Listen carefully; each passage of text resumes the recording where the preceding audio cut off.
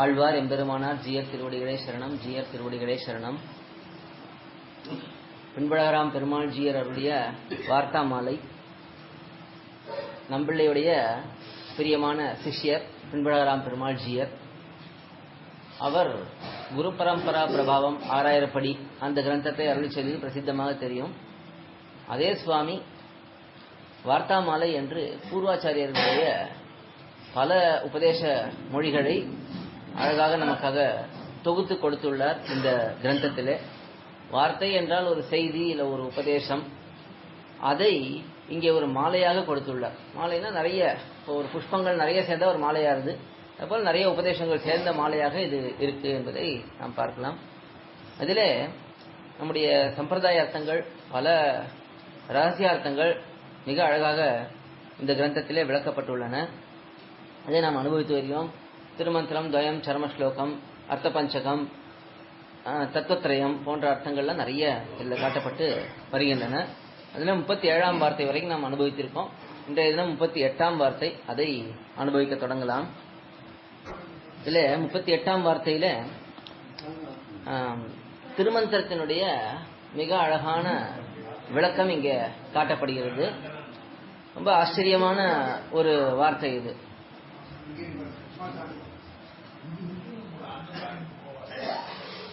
நஞ்சியருக்கு பெரிய பட்டர், அதாவது பராசர பட்டர், அவர் அருளி செய்த ஒரு உபதேச மொழி.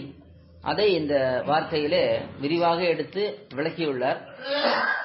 நிறைய அர்த்தங்கள் இருக்கு இந்த வார்த்தையில. அதாவது பராசர பட்டர் அஷ்டஸ்லோகின்னு ஒரு கிரந்தம் அருளியுள்ளார். இந்த அஷ்டஸ்லோகி என்ற கிரந்தத்திலே திருமந்திரம், துவயம், சர்மஸ்லோகம் இந்த 3 ரகசியங்களுக்கும் சம்ஸ்கிருதத்திலே ஸ்லோக ரூபத்திலே விளக்கம் கொடுத்துள்ளார். இதுதான் நம்முடைய சம்பிரதாயத்தில் முதல்ல வந்த ரகசிய கிரந்தம்னு கூட சொல்லலாம். அஷ்டஸ்லோகிங்கிற ஸ்தோத்திர கிரந்தம். அதுல திருமந்திரத்துக்கு 4 ஸ்லோகங்கள், துவயத்துக்கு 2 ஸ்லோகங்கள், சர்ம ஸ்லோகத்துக்கு 2 ஸ்லோகங்கள், மட்டும் 8 ஸ்லோகங்கள். அதிலே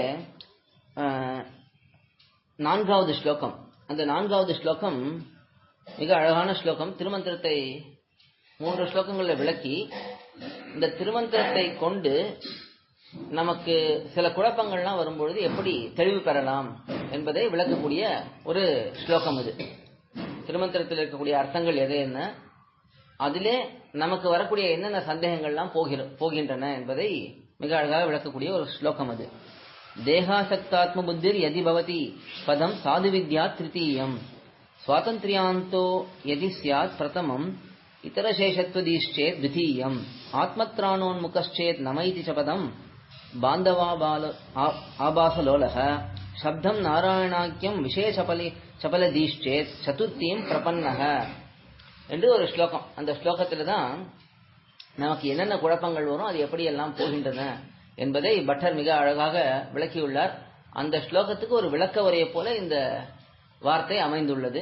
ஸ்லோகத்தை, இந்த வார்த்தையை நாம் சேவிக்கும் பொழுதே நமக்கு ஓரளவுக்கு அர்த்தம் புரியும். எளிமையான விஷயங்கள் தான், அதை நாம் இப்பொழுது அனுபவிக்கலாம். புத்தூர் சுவாமி இந்த வார்த்தா மாலைக்கு மிக அழகான விவரணம் அருளியுள்ளார். அந்த விவரணத்தை கொண்டுதான் நாம் பல சூக்ஷ்மமான விஷயங்களுக்கெல்லாம் அர்த்தம் அதை கொண்டுதான் நாம் தெரிந்து கொள்கிறோம்.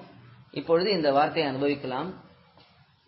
நஞ்சியரான வேதாந்திகளுக்கு பெரிய பட்டர் ஏகாந்தத்திலே பணித்த பரமரகசியம். நஞ்சியர் வேதாந்தி என்று அவருக்கு திருநாமம். நஞ்சியர் வேதாந்தி என்றே அவர் திருநாமம். அவர் வேதாந்தத்திலே மிகச்சிறந்து விளங்கியவர். மாதவாச்சாரியர் என்று அவருக்கு திருநாமம். பூர்வாசிரமத்திலே திருநாராயணபுரத்திலே எழுந்தருளியிருந்தார். அங்கே பெரிய வித்வானாக திகழ்ந்தார். நிறைய சிஷ்யர்கள், நிறைய செல்வம் அப்படியெல்லாம் இருந்தவர். வேதாந்தி என்று அவர் கொண்டாடுவார்கள். அப்படி வேதாந்தத்தில் மிக விற்பனராக இருந்தார். அவர் நஞ்சியருக்கு சிஷ்யரானார், பராசர பட்டருக்கு சிஷ்யரானார். அப்பொழுது சிஷ்யரான சிறிது காலத்துக்கு பிறகு அவர் சன்னியாச ஆசிரமம் ஸ்வீகரித்துக் கொண்டார். அந்த சன்னியாச ஆசிரமம் ஸ்வீகரித்துக் கொண்ட காலத்திலே அவருக்கு பராசர பட்டர் நஞ்சியர் என்று திருநாமம் கொடுக்கிறார். நஞ்சியரோ, நம்முடைய ஜீயரோ என்று அவரை ரொம்ப ஆதரத்தோட எடுத்து அணைத்துக் கொண்டார் பராசர பட்டர். அப்படிப்பட்ட அந்த நஞ்சியரான வேதாந்திகளுக்கு பெரிய பட்டர், பெரிய பட்டர்னா பராசர பட்டர், வேதவியாச பட்டர், பராசர பட்டர் என்று 2 திருக்குமாரர்கள் கூறத்தாழ்வானுக்கு. அதில் இவர் பெரியவர், மூத்தவர். அதனால இவர் பெரிய பட்டர் என்றே அழைக்கப்பட்டார். பெரிய பட்டர் ஏகாந்தத்திலே பணித்த பரம ரகசியம், இது ஏகாந்தத்திலே தனிமையிலே சொன்ன மிக உயர்ந்த ரகசியம் என்று அதை காட்டுகிறார். அது என்ன என்பதை பார்க்கலாம். திருமந்திர ஞானம் பிறந்தாலும் இங்கே இருக்கிறவனாகையாலே சொரூபத்தோடே சேராத துரித பரம்பரைகள் வந்து மேலிட்டால் திருமந்திரத்தில் பதங்களின் அர்த்தங்களை அனுசந்தித்து பரிஹரித்து மேலுவான்.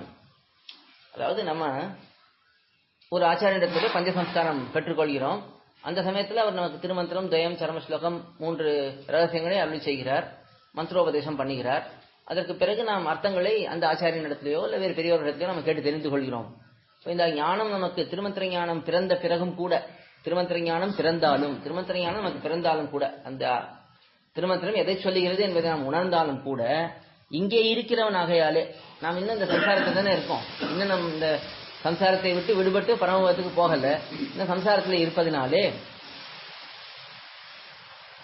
ஸ்வரூபத்தோட சேராத துரித பரம்பரைகள் வந்து மேலிட்டால், இந்த ஸ்வரூபத்துக்கு சேராதுதான நம்முடைய ஸ்வரூபம் எப்படிப்பட்டது? சேஷத்துவம், பாரதந்திரியம், இதெல்லாம் பார்த்திருக்கோம் நிறைய. நம்முடைய ஜீவாத்ம ஸ்வரூபம் என்பது பகவானுக்கு அடிமையாக இருப்பது, பகவான் வைத்த இடத்துல நாம் இருக்க வேண்டும் என்றெல்லாம் இருப்பது. இந்த ஸ்வரூபத்துக்கு சேராத துரிதங்கள், அப்படி பகவானுக்கு அடிமையாக இருக்கக்கூடிய நமக்கு சேராதுதான் சில துன்பங்கள் எல்லாம் இந்த உலகத்துல வருது. அப்படி வந்ததென்றால் திருமந்திரத்தில் பதங்களின் அர்த்தங்களை அனுசந்தித்து பரிஹரித்து மேலுவான். திருமந்திரத்தில் இருக்கக்கூடிய பதங்கள், திருமந்திரத்துல பதங்கள் இருக்கு, பிரணவம் இருக்கு, நமகா இருக்கு, நாராயணாய இருக்கு. இந்தந்த பதங்கள், ஒவ்வொன்று பதம்னா ஒரு வார்த்தை, அந்தந்த வார்த்தையை பார்த்து அதனுடைய அர்த்தத்தை புரிந்து கொண்டு அந்த அர்த்தங்களை அனுசந்தித்து அதை நினைவிலே கொண்டு அதை தியானம் பண்ணி பரிஹரித்து மேலுவான். அந்த துன்பத்தை அவன் போக்கிக் கொள்வான், அந்த கஷ்டங்களை அவன் போக்கிக் கொள்வான் என்று முதல்ல ஒரு முன்னுரை. அது எப்படி நமக்கு என்னென்ன திருமந்திரத்துல என்னென்ன விஷயங்கள் இருக்கு, என்னென்ன அர்த்தங்கள் இருக்கு, அதையெல்லாம் மேலே அவரே எடுத்து காட்டுகிறார், ஒவ்வொன்றா எடுத்து காட்டுகிறார். எங்கனே என்னில் எப்படி என்றால் பகுவிரோதி பீஜமான சுவாதந்திரியம் மேலிட்டால், திருமந்திரத்துல பிரணவம் இருக்கு, நமசு இருக்கு, நாராயணாய இருக்கு. இந்த பிரணவத்துல அகாரம் இருக்கு, உக்காரம் இருக்கு, மகாரம் இருக்கு. இப்படி இதை பிரித்து கொள்ள வேண்டும். பிரித்து கொண்டு ஒவ்வொரு பதத்திலையும் என்னென்ன குழப்பங்கள் நமக்கு விளக்கப்படுகின்றன என்பதை இங்கே பார்க்கலாம். முதல் விரோதி பகுவிரோதி பீஜமான சுவாதந்திரியம் மேலிட்டால். பகுவிரோதினா நிறைய விரோதிகளுக்கு காரணமாக, பீஜம்னா விதை, அந்த விதையாக எது இருக்கு என்றால் அகங்காரம். அந்த சுவாதந்திரியம்னா என்ன? நானே என்னை ஆளக்கூடியவன், சுதந்திரன் என்று சொல்லுவோம் இல்லையா? இப்ப சுதந்திரன்னா நானே என்னை ஆளக்கூடியவன், எனக்குன்னு தலைவன் யாரும் கிடையாது, நானே என்னை ஆளக்கூடியவன் என்று இருப்பது. அந்த சுவாதந்திரியம் மேலிட்டால் அப்பொழுது எதை பார்த்து நாம் அந்த குழப்பத்தை போக்கிக் கொள்வது என்றால், பகவத் பரதந்திரர் அல்லோமோ, நமக்கு சுவாதந்திரியம் கடவதோ என்று அகாரார்த்தத்தை அனுசந்தித்து மீளுவான். அகாரார்த்தம், அதாவது பிரணவத்தில முதல் வார்த்தை அகாரம் என்கிற வார்த்தை, அது அகாரம்ங்கிறது ஆங்கிறது ஒரு எழுத்து தான், ஆனா அதுக்கு அர்த்தம் இருப்பதனால் அது ஒரு வார்த்தையினே சொல்லலாம் என்று, அதனாலதான் பதம் என்று காட்டுகிறார். அந்த அகாரத்தினுடைய அர்த்தம் என்னது? பகவான் தான் எல்லாருக்கும் தலைவன். அகாரார்த்தோ விஷ்ணுஹு என்றுதான் சாஸ்திரம் சொல்றது. இந்த அகாரம் என்பது பகவான் விஷ்ணுவை குறிக்கக்கூடியது, ஸ்ரீமன் நாராயணனை குறிக்கக்கூடியது. அவன்தான் சுதந்திரன், நாம் எல்லாருமே பரதந்திரர்கள் என்று அந்த அகாரத்துடைய அர்த்தம். அதை அனுசந்தித்து மீடுவான். எப்படி அனுசந்தித்து மீடுவான்னா, பகவத் பரதந்திரர் அல்லோமோ, நாம் எல்லாருமே பகவானுக்கு பரதந்திரப்பட்டவர்களாச்சே, நமக்கு சுவாதந்திரியம் கடவதோ, நமக்கு சுவாதந்திரியம் வரலாமா, நாம் நமக்கே உரிமைப்பட்டவன் என்று நாம் என்னைக்காவது நினைக்க முடியுமா? முடியாது என்று அகாரார்த்தத்தை அனுசந்தித்து மீடுவான். அந்த அகாரத்தினுடைய அர்த்தத்தை நினைத்து பார்த்து அதிலிருந்து அவன் தன்னை காப்பாற்றிக் கொள்வான் என்பது முதல் குழப்பம். அந்த முதல் குழப்பத்துக்கான விளக்கம் அது. அடுத்தது அசேவிய சேவைகள் வந்து மேலிட்டால். அசேவிய சேவைகள்னா வேறு யாருக்காவது நாம் போய் சேவை செய்யலாமா, வேறு யாருக்காவது நம்ம உலகத்தில் இருக்கக்கூடிய மனுஷர்கள், சாமானிய மனுஷர்களுக்கு தொண்டு செய்யலாமா என்று அந்த எண்ணமானது நமக்கு வந்து சேர்ந்தால், நாம் அவர்களுக்கு தொண்டு செய்வது நமக்கு வந்து சேர்ந்தால், நாம் அந்நியர்க்கு சேஷமோ பகவத் அனன்யாக சேஷபூத்தர் அல்லோமோ என்று உக்காரார்த்தத்தை அனுசந்தித்து மேலுவான். உக்காரம் எதை சொல்றது? பகவானுக்கே அடிமை, வேற யாருக்கும் நாம் அடிமை இல்லை. பகவானுக்கு அடிமைங்கிறது அக்காரத்திலே பகவானுக்குங்கிறது இருக்கு. ஏன்னா ஆயங்கிறது மறைந்திருக்கு, லுப்த சதுர்த்தி அங்க இருக்கு, மறைந்திருக்கு நம்ம பார்த்திருக்கோம். ஆயன்னு இருப்பதனால அது பகவானுக்கு என்பது அதில் தெரிஞ்செடுத்து. ஆனா பகவானுக்கு மட்டும்தான் நாம் அடிமை, வேற யாருக்கும் அடிமை இல்லைங்கிறது எப்படி தெரியுது? உக்காரத்தை பார்த்தோம் என்றால் தெரியுது. உக்காரம் தான் அந்த ஏவகாரம், இவனுக்கே என்று சொல்லக்கூடியது. ஆக அசேவிய சேவைகள் மேலிட்டால், மற்றவர்களுக்கு தொண்டு செய்வது நம்மிடத்திலே சேர்ந்தால், நாம் அந்நியருக்கு சேஷமோ, நாம் மற்றவர்களுக்கு அடிமைப்பட்டவர்களா? பகவத் அனன்யார்க சேஷபூத்தர் அல்லோமோ, பகவானுக்கு மட்டுமே தனித்துவமாக தொண்டு செய்யக்கூடியவர்கள் தானே நாம் என்று உக்காரார்த்தத்தை அனுசந்தித்து மேழுவான். இந்த உக்காரார்த்தத்தை, உக்காரத்தினுடைய அர்த்தமே அவனுக்கே என்று இருக்கக்கூடியது. அந்த ஏவகாரம் அதை நினைத்து அவன் அதிலிருந்து பின்வாங்குவான். அதாவது மற்றவர்களுக்கு தொண்டு செய்வதிலிருந்து பின்வாங்குவான். பகவானுக்கும் அவனுடைய அடியார்களுக்கு மட்டும் தொண்டு செய்வது என்ற நிலையிலே இருப்பான் என்பது இந்த காட்டப்படுறது. அடுத்தது, சரீரத்திலே காரிய ஸ்தூலாதிகள் மேலிட்டால் நாம் ஞானானந்த ஸ்வரூபர் அல்லோமோ, நித்தியர் அல்லோமோ, ஏகரூபர் அல்லோமோ, நாம் ஸ்வயம் பிரகாசம் அன்றோ என்று மகாரார்த்தத்தை அனுசந்தித்து மேழுவான். சரி, இப்ப அடுத்தது மூன்றாவது விஷயம் எடுத்து காட்டுறார். சரீரத்திலே காரிய ஸ்தூலாதிகள் மேலிட்டால் நாம் ஞானானந்த ஸ்வரூபர் அல்லோமோ, நித்தியர் அல்லோமோ, ஏகரூபர் அல்லோமோ, நாம் ஸ்வயம் பிரகாசம் அன்றோ என்று மகாரார்த்தத்தை அனுசந்தித்து மேழுவான். இப்போ மூணாவது விஷயம் மகாரம். அதாவது திருமந்திரத்துல பிரணவம் முதல் பதம். அந்த பிரணவத்துல 3 பகுதியா அகாரம், உக்காரம், அகாரம்னு இருக்கு. அதுல அகாரத்தை பார்த்து நாம் சுதந்திரம் இல்லை என்பதை நாம் புரிந்து கொள்கிறோம். உக்காரத்தை பார்த்து நாம் வேறு யாருக்கும் தொண்டு செய்யக்கூடாது, பகவானும் அவனுடைய அடியார்களுக்கு மட்டும்தான் தொண்டு செய்யணும் என்பதை அதில் பார்த்து நம்ம அதை புரிந்து கொண்டு அதிலிருந்து நாம் தப்பிக்கலாம். இப்ப மூன்றாவது விஷயம் காட்டுகிறார். மகாரம் இருக்கு இல்லையா, அந்த மகாரத்தை பார்த்தா நமக்கு என்ன தெரியும்? மகாரம் என்பது ஜீவாத்மா ஞானத்தை உடையவன், அவன் இந்த தேகம் இல்லை என்பதை காட்டக்கூடியது. மகாரம்ங்கிறதே ஜீவாத்மாவை குறிக்கக்கூடிய ஒரு எழுத்து. அந்த ஜீவாத்மாவை பார்க்கும் பொழுது நாம் இந்த சரீரத்தில் இருக்கக்கூடிய கார்ஷிய ஸ்தூலாதிகள்னா சரீரம் பெருசா இருக்கு, சின்னதா இருக்கு, அழகா இருக்கு, அசிங்கமா இருக்கு, இதையெல்லாம் நாம் பார்க்கும்பொழுது நாமும் அந்த அழகா இருக்கோம், நாம் அசிங்கமா இருக்கோம், நாம் குண்டாக இருக்கிறோம், நாம் ஒல்லியாக இருக்கிறோம் என்றெல்லாம் எண்ணம் வருது இல்லையா? அந்த எண்ணம் வரக்கூடாது. ஏன்னா நாம் அந்த உடம்பே இல்லை. நாம் அந்த உடம்புங்கிற போதுதான் அந்த குழப்பம் எல்லாம், நாம் ஒல்லியா இருக்கோம், குண்டா இருக்கோம், வெள்ளையா இருக்கோம், கருப்பா இருக்கோம், சிவப்பா இருக்கோங்கிற எண்ணம் எல்லாம் வரும். அது நமக்கு எப்படி தெரியும்? மகாரத்தினுடைய அர்த்தத்தை நம்ம நினைத்து பார்க்க வேண்டும். மகாரம் என்பது இந்த ஜீவாத்மாவை சொல்லக்கூடிய வார்த்தை. அந்த ஜீவாத்மாவை சொல்லக்கூடிய அந்த எழுத்தானது என்ன சொல்றது? இந்த ஜீவாத்மா ஞானானந்த ஸ்வரூபர் அல்லோமோ, இந்த ஜீவாத்மாவுக்கு ஞானம் இருக்கு, ஆனந்தம் இருக்கு. இந்த சரீரத்துக்கு ஞானமும் கிடையாது, ஆனந்தமும் கிடையாது. எப்படி தெரியும் ஞானமும் இல்லை ஆனந்தம் இல்லைன்ட்டு? எப்ப ஆத்மா வெளில போறதோ அப்ப நல்லா தெரிஞ்சிடுறது.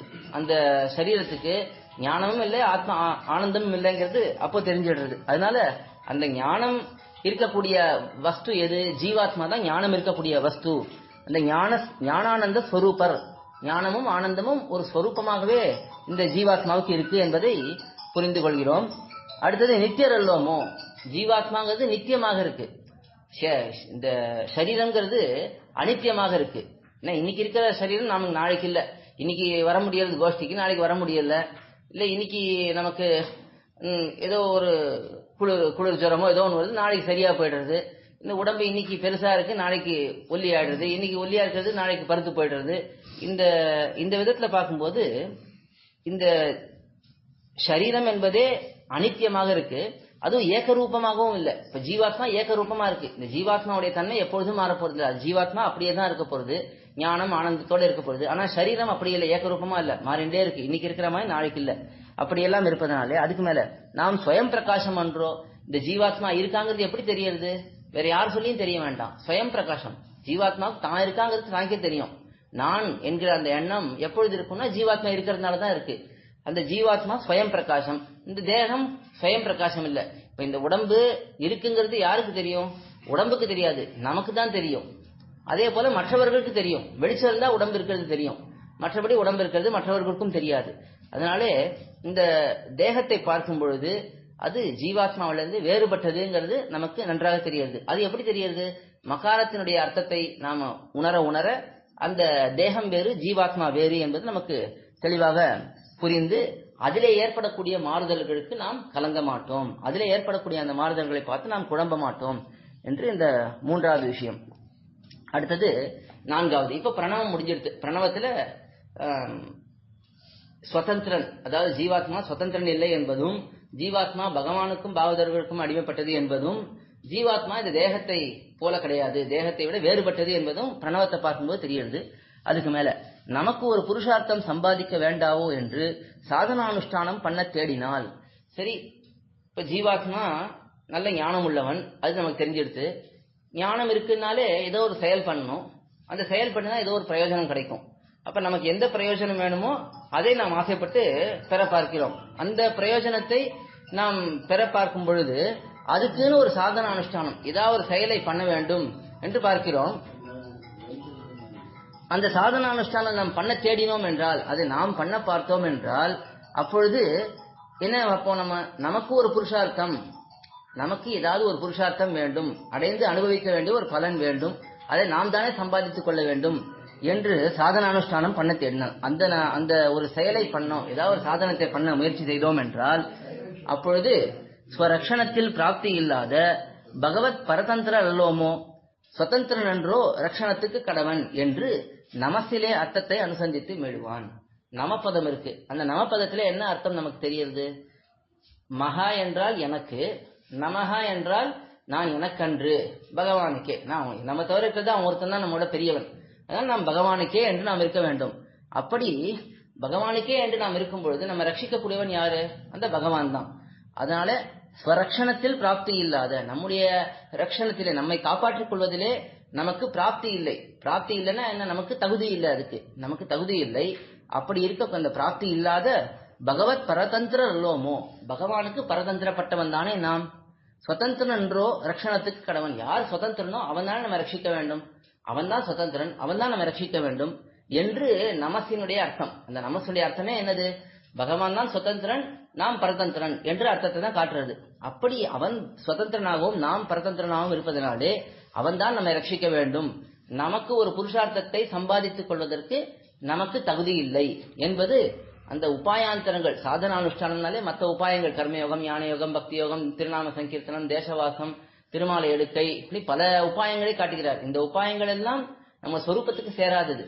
ஏன்னா ஜீவாத்மா பரதந்திரன் என்று சொல்லும் பொழுது நாம் இந்த எதையும் உபாயமாக அனுஷ்டிக்க முடியாது. கைங்கரியமா எல்லாமே பண்ணலாம், பகவானிடத்துல பக்தி பண்ணலாம், பகவானுக்கு நாம சங்கீர்த்தனம் பண்ணலாம், பகவானுக்கு மாலை கட்டி கொடுக்கலாம், பகவானுக்கு தொண்டு செய்யலாம், எல்லாம் நம்ம கைங்கரியமா பண்ணலாம்.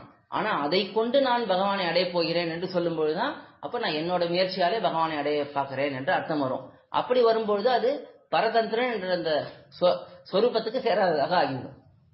நாம் பரதந்திரனாக இருக்கும்பொழுது எப்படி நான் என்னுடைய செயலை வைத்து நான் ஒரு காரியத்தை அடைய முடியும்? அது செய்ய முடியாது என்பது இந்த நமசிலே காட்டப்படுகிறது. இந்த நமசை நாம் நினைக்க நினைக்க மற்ற உபாயங்களிலே நமக்கு ஈடுபடக்கூடிய அந்த நிலை போய்விடும் என்று அதை காட்டுகிறார். நமக்கு ஒரு புருஷார்த்தம் சம்பாதிப்பதற்கு நாம் சாதனானுஷ்டானம் செய்வது நமக்கு தகுதி அல்ல. பகவானுடைய கையை தான் நாம் பார்க்கின்றிருக்க வேண்டுமே தவிர மற்றபடி நாம ஒரு முயற்சி செய்து பகவானை அடைவது என்று இருக்கக்கூடாது. அதுக்காக நாம் காரியமே செய்ய மாட்டோமானா எல்லாமே செய்வோம், ஆனா கைங்கரியமாக செய்வோம். எதையுமே நாம் இதை செய்வதனாலே எனக்கு பகவான் பலனை கொடுக்கிறான் என்ற எண்ணத்தோட நாம் எதையும் செய்யக்கூடாது. அதுதான் அந்த விஷயம் இந்த இடத்துல எடுத்துக்க நம்ம பதத்திலிருந்து நமக்கு காட்டப்படுகிறது. அடுத்தது, தனக்கு உபகாரமாக எழுந்தருளி இருக்கிற அர்ச்சாவதாரத்திலே சில குறை பிறந்து கண்ணுக்கு விஷயமானால், அடுத்துதான் இன்னொரு முக்கியமான விஷயம். இப்ப நாராயணாய என்கிற பதத்துக்கு வர்றார். நாராயணாய என்றால் எம்பெருமான். அந்த எம்பெருமானுடைய தன்மை, அந்த எம்பெருமானுடைய தன்மைகளிலே அவனுடைய நிலைகளிலே முக்கியமானது இது அர்ச்சாவதாரம். அந்த அர்ச்சாவதார எம்பெருமான் நமக்காக இந்த உலகத்திலே நம்மை ரட்சிப்பதற்காகவே கோயில்கள் எல்லாம் எம்பெருமான் எழுந்திருக்கலாம். கோயில்களிலும் மடங்களிலும் கிரகங்களிலும் தான் சொல்ற அர்ச்சாவதாரங்கள். நம்ம கிரகத்திலே கூட எம்பெருமான் எழுந்தருளி இருக்கிறான். அர்ச்சாவதாரத்துல சில ஸ்ரீமூர்த்தி எம்பெருமானாக சாலகிராமூர்த்தியாக எழுந்தருளி இருக்கிறான், மடங்கள் எழுந்திருக்கிறான், கோயில்கள் எழுந்திருக்கிறான். திவ்ய தேசங்கள், அபிமான ஸ்தலங்கள், கிராமத்து கோயில்கள், எந்த கோயிலா இருந்தாலும் எம்பெருமான் ஆசைப்பட்டு அந்த இடத்துல இருக்கிறவர்களை ரட்சிக்க வேண்டும் என்பதற்காக அந்த கோயில்கள் எழுந்தருளி இருக்கிறான். அது இந்த நாராயணன் எம்பெருமானுடைய முக்கியமான ஒரு நிலை. அந்த நிலையை அடிப்படையாக கொண்டு இந்த விஷயத்தை விளக்குகிறார் நமக்கு. தனக்கு உபகாரமாக எழுந்தருளி இருக்கிற அர்ச்சாவதாரத்திலே, இந்த அர்ச்சாவதார எம்பெருமான் எதற்காக இருக்கிறான்? ஜீவாத்மாக்களுக்கு நன்மை செய்ய வேண்டும். பரமபதத்தில் இருக்கக்கூடிய எம்பெருமானை நாம் போய் சேவிக்க முடியாது. இதெல்லாம் முன்னாடியே நாம் அனுபவித்திருக்கிறோம். அது தேசத்தாலே வேறுபட்ட இடம், எங்கேயோ இருக்கு பரமபதம். நாம் இங்கிருந்து போய் இப்பொழுது இருக்கக்கூடிய சக்தியை வைத்து போக முடியுமா? முடியாது. வியூக நிலை ஷீராப்தி பார்க்கடல்ல எம்பெருமான் எழுந்துள்ளிருக்கான். அங்கேயும் நாம இப்ப இருக்கிற நிலையோட நம்ம அங்க போய் சேவிக்க முடியுமா? முடியாது. விபவ அவதாரங்கள், ராமகிருஷ்ணாதி அவதாரங்கள் நாம இப்ப சேவிக்க முடியுமா? அது காலம் மாறி போயிடுது. திரேதா யுகத்துல வந்தார்கள், துவாபர யுகத்துல வந்தார்கள். அந்த எம்பெருமானை இப்ப நாம சேவிக்க முடியாது. அந்தரியாமியாகவே நம்முடைய எம்பெருமான் இருக்கான், எல்லாருக்கும் உள்ளே எம்பெருமான் இருக்கான். அந்த எம்பெருமானை சேவிக்க முடியுமான்னா அந்த அளவுக்கு யோக திருஷ்டி நமக்கு இல்ல. நம்ம யோகத்தை அஷ்டாங்க யோகம் செய்து நம்முடைய புலன்களை அடக்கி உள்ளே பார்த்து எம்பெருமான் திருமேனியோட எழுந்திருக்கான் என்பதை அனுபவிக்கக்கூடிய அளவுக்கு நமக்கு சக்தி இல்லை. இப்படி 4 நிலைகளிலும் எம்பெருமான் நாம சேவிக்க முடியாம இருக்கும் பொழுது எந்த நிலையில நம்ம எம்பெருமானை சேவிக்க முடியாது? அர்ச்சாவதாரம் என்கிற நிலையில தான். அந்த பரமபதநாதனுக்கும் அந்த அர்ச்சாவதார நிலை தான் பிரதிநிதி. பார்க்கடலில் இருக்கக்கூடிய எம்பெருமானுக்கும் அர்ச்சாவதார எம்பெருமான் தான் பிரதிநிதி. இப்ப ராமகிருஷ்ணாதி அவதாரங்கள், நரசிம்ம அவதாரம், வராக அவதாரம் இதெல்லாம் எங்க நம்ம சேவிக்கிறோம்? அர்ச்சாவதாரத்துல தான் சேவிக்கிறோம். அதே போல அந்தரியாமிக்கு யார் பிரதிநிதி? அதே அர்ச்சாவதார எம்பெருமான் தான். உள்ள இருக்கிற எம்பெருமான் அங்க வெளியில இருக்கான், அவ்வளவுதான். அப்படி இருக்கக்கூடிய அந்த அர்ச்சாவதார எம்பெருமான் அந்த அர்ச்சாவதாரத்திலே சில குறை வந்து பிறந்து கண்ணுக்கு தெரியுமானால், ஏதோ ஒரு சின்ன குறை இருக்குன்னு வச்சுக்கலாம். இப்ப சில இந்த மாதிரி குறைய பார்க்க கூடாது. அர்ச்சாவதாரத்துல ஒரு பொருளை ஆராய்ச்சி பண்ணுவதோ அதனுடைய அளவு இதெல்லாம் ஆராய்ச்சி பண்றதோ மாத்திரியோனி பரீட்சையோட ஒக்கும். நம்முடைய தாயினுடைய நன்னடத்தையே ஆராய்வதை போல அது என்று சாஸ்திரம் சொல்லும் என்கிறார். பிள்ளைலோக்காச்சாரியார் சீவசண்முகத்தை எடுத்து காட்டுகிறார். அத்தை மாத்திரியோனி பரீட்சையோடு ஒக்கும் என்று சாஸ்திரம் சொல்லும் என்று சொல்லுகிறார். அப்படி நம்ம ஆராயக்கூடாது. அப்படி ஆனா இப்போ சில பேர் பார்ப்பார்கள், இப்ப எம்பெருமானுடைய திருமேனி இது இப்படி இருக்கு, நல்ல பொன்னாலே செய்யப்பட்ட திருமேனி, இது ஐம்பொன் திருமேனி, இது வெள்ளியிலே பண்ணப்பட்ட திருமேனி, இதனாலே இது உயர்ந்தது, இதனாலே உயர்ந்தது என்று ஆராய்வார்கள். இதனாலே தராதரத்தை வைத்து பார்ப்பது அது மிகப்பெரிய தவறு. அது தவிர இப்ப எம்பெருமானுடைய திருமேனில ஏதோ ஒரு சின்னதா பின்னம் ஏற்பட்டு விட்டது. அந்த பின்னத்தை பார்த்து இது நல்லா இல்லையே, இப்ப ஜெகநாதபுரியில எம்பெருமான் எழுந்திருக்கான். அந்த திருமேனி முழுவதுமாக நாம இங்க இந்த ஊர்ல பார்க்கிற மாதிரி சேவிக்கிற மாதிரி அழகான திருமேனியாக, அதாவது நமக்கு நம்ம பொறுத்த வரைக்கும் அழகான திருமேனியா இல்ல. ஆனா அந்த திருமேனி அழகான திருமேனி தான், எம்பெருமான் ஆசைப்பட்டு ஏற்றுக்கொண்ட திருமேனி. இது இப்படி இருக்கே என்று நாம் அதுல ஒரு குறையை பார்ப்பது இதெல்லாம் மிகப்பெரிய தவறு என்கிறார் இங்க. அப்படி சில குறை பிறந்து கண்ணுக்கு விஷயமானால், அப்படி ஒரு அந்த குறைகள் நமக்கு எம்பெருமானுடைய அர்ச்சா திருமேனியில இருக்கக்கூடிய குறைகள் நமக்கு தெரியும் என்றால் அப்பொழுது இவனுடைய நிலை எப்படிப்பட்டது என்பதை விளக்குகிறார். சேதனுடைய இழவுக்கு ஈஸ்வரன் விஷம்பவதி துக்கிதன் ஆமா போலே, ஈஸ்வரனுடைய இழவுக்கு துக்கிதன் ஆகாத போது நாராயண பதத்தோடு உறவு போட்கன் என்று அனுசந்தித்து, பரவியூக விபவாதிகள் எங்கும் உள்ள குறைகள் தீர்ந்த இடமன்றோ, ஒன்றால் ஒரு குறை, ஒன்றால் ஒரு குறைவற்ற இடமன்றோ, அனுபாவியமெல்லாம் நாரசப்தாந்தர் கதமன்றோ என்று நாராயண பதத்தை அனுசந்தித்து மீளுவான். அழகான விளக்கம். அதாவது இந்த இடத்துல நமக்கு ஒருத்தனுக்கு இந்த எம்பெருமானுடைய அர்ச்சா திருமேனியை பார்த்து ஏதாவது ஒரு குறை கண்ணில் படுறது, ஏதாவது ஒரு மனதிலே ஒரு குறை படுகிறது என்றால் அப்பொழுது இந்த சேத்தனன் என்ன நினைக்க வேண்டும்? சேத்தனுடைய இழவுக்கு ஈஸ்வரன், சேத்தனுடைய இழவுக்கு, இந்த சேத்தனை இத்தனை காலம் இழந்திருக்கானே, அனாதி காலமா இந்த சம்சாரத்துல இருந்து வருத்தப்பட்டு கொண்டிருக்கிறானே, இவனுக்கு நாம் என்ன செய்ய போகிறோம் என்ற எண்ணத்தோட எம்பெருமான் விஷம்பவதி துக்கிதன் ஆமா போலே. விஷம்பவதி துக்கிதம்னா இது ஸ்ரீராமாயணத்துல இருக்கக்கூடிய ஒரு ஸ்லோகம். பெருமாள் ஸ்ரீராமன் அவன் எப்படிப்பட்டவன்னா, யாருக்காவது ஏதாவது ஒரு துக்கம் வந்ததுன்னா அவர்கள் எவ்வளவு வருத்தப்படுவார்களோ அதை விட இவன் அதிகமா வருத்தப்படுவானா. அதே யாருடைய வீட்டிலேயாவது பெரிய கொண்டாட்டம் வந்ததுன்னா அவர்கள் எவ்வளவு கொண்டாடுவார்களோ அதை விட இவன் அதிகமாக கொண்டாடுவான் என்று எம்பெருமானுடைய தன்மை. அது பொதுவான எம்பெருமானுடைய தன்மை. அது ராமாவதாரத்துக்கு முக்கியமா சொல்லப்பட்டாலும் அது எம்பெருமானுடைய தன்மையே. இந்த ஜீவாத்மாவுக்கு எந்த நன்மையா இருந்தாலும் முதல்ல சந்தோஷப்படக்கூடியவன் அவன் தான். இவனுக்கு ஒரு துக்கம்னா அதை வருத்தப்படக்கூடியவன் அவன் தான், அந்த எம்பெருமான் தான். அப்படி அதுதான் இந்த ஸ்லோகத்துல காட்டுகிறார். வெசனேஷு மனுஷியானாம் விஷம்பவதி துக்கிதக.